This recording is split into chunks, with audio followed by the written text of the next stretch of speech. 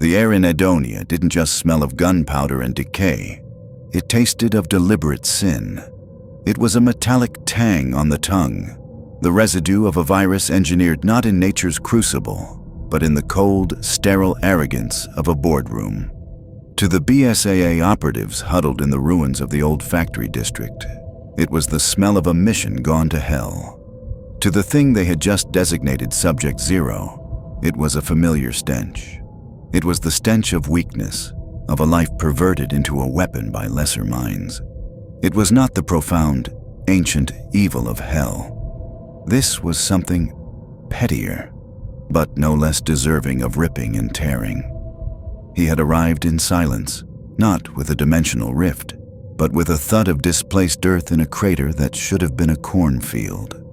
The Praetor Suit, a vessel of celestial might and infernal forge, was scorched and humming a low, distressed frequency. The trans-dimensional jump, triggered in the heat of a catastrophic core breach in the Fortress of Doom, had been erratic. It had dumped him here, into this rain-sodden, screaming landscape. His systems, attuned to the demonic, scanned the environment.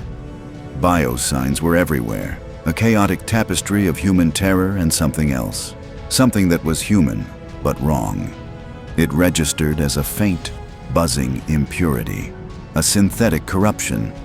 The first Javo patrol found him kneeling beside the crater, his hands pressing into the mud as if reading the earth's pain. They didn't see a man. They saw a strange, armored statue. They opened fire, standard procedure for an unidentified asset. The bullet sparked harmlessly against the Praetor Suit. The sound, the insolence, drew his gaze. The glow of his visor lifted to meet them. He saw not soldiers, but walking blasphemies. Their flesh pulsed with unnatural growths. One had a grotesque claw where a hand should be. They were not possessed by hell, but they were infected.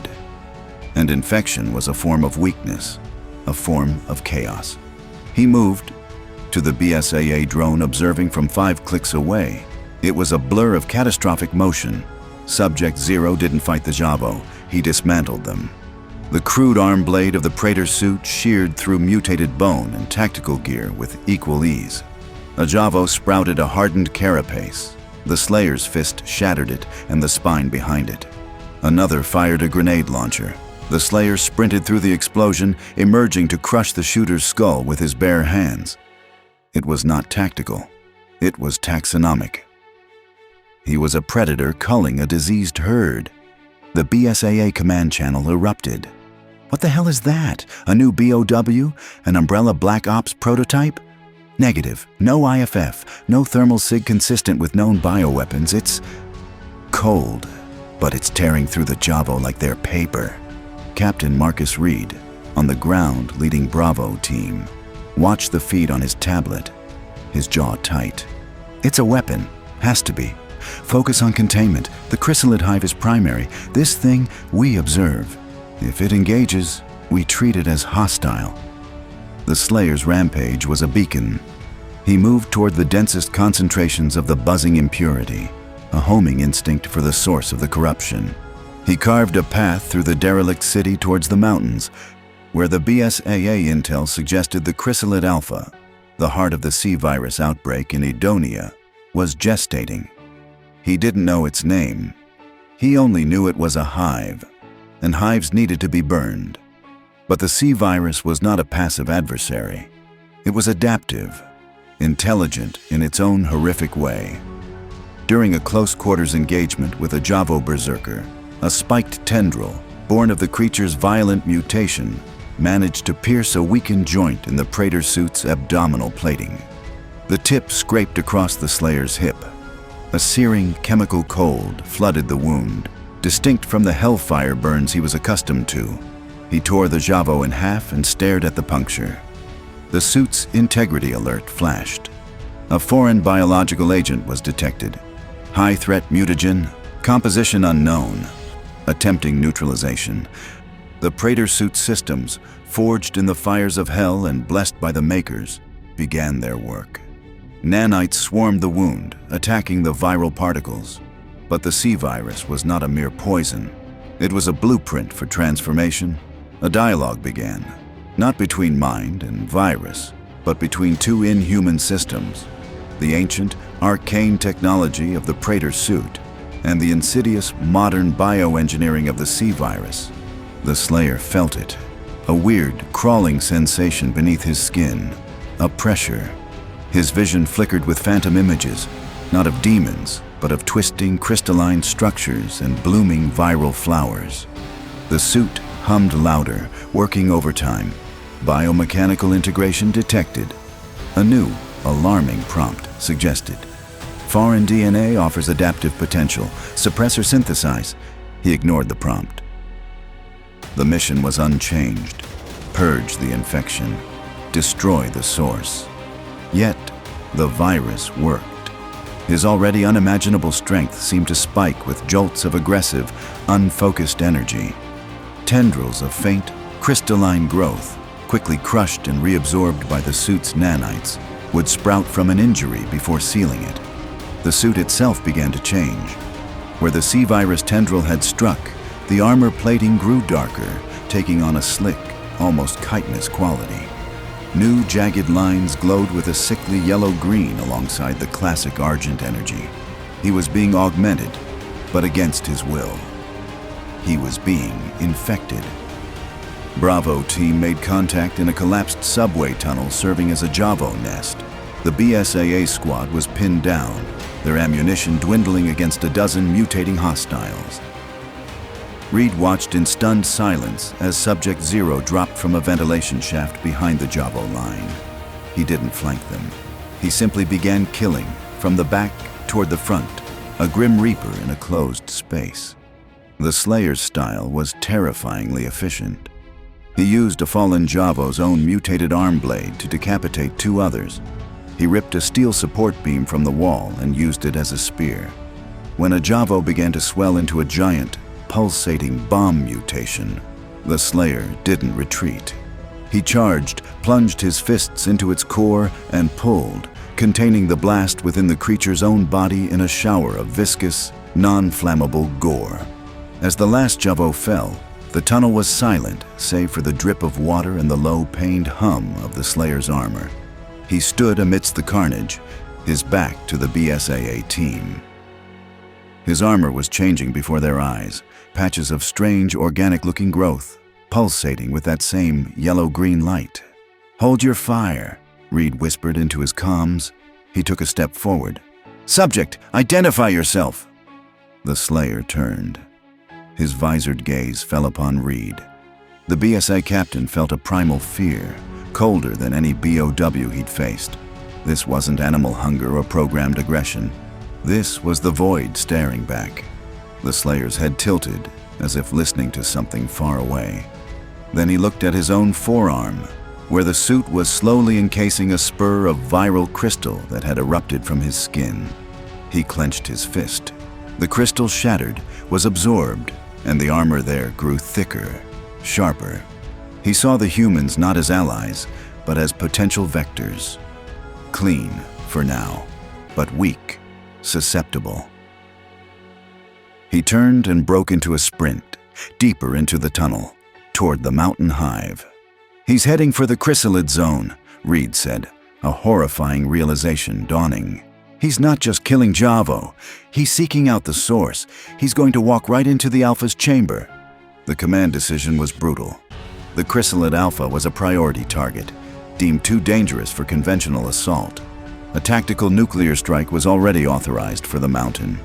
The timer was ticking. Now, an unknown, hyper-aggressive variable was entering the blast zone. Reed argued for a delay, for study. Command refused. The calculation was cold, one unknown asset versus a continent-threatening bioweapon hive. The missile would fly. The Slayer breached the hive.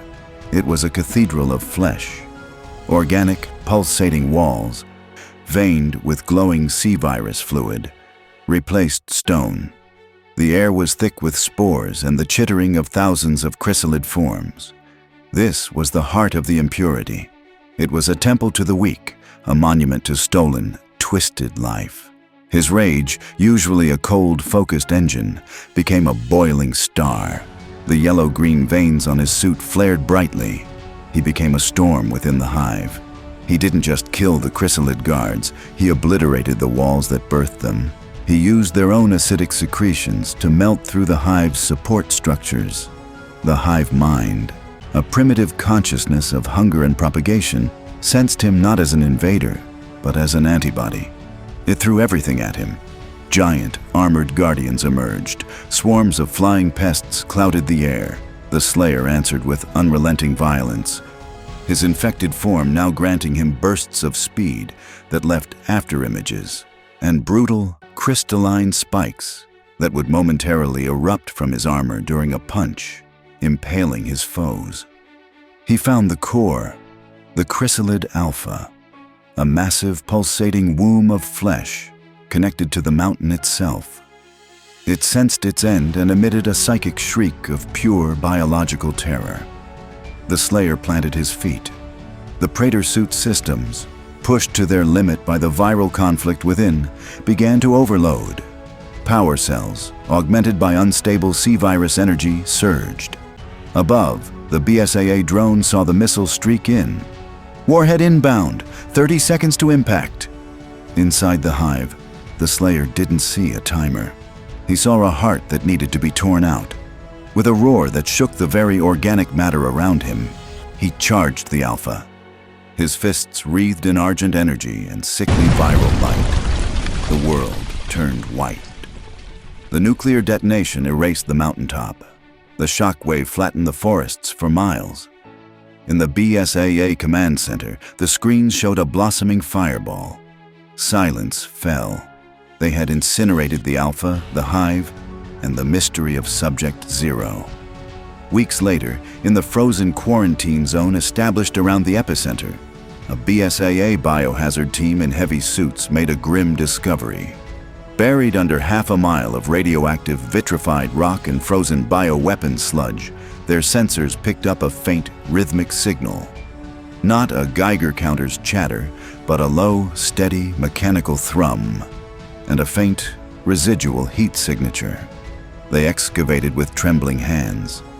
There, in a self-made cocoon of slag and frozen viral matter, was a block of argent ice. Inside, visible like a fossil in amber, was the figure. The Praetor Suit was now a horrific hybrid. Jagged, organic plates of black chitin fused with the original metal. The glow a permanent, unstable mix of gold and green.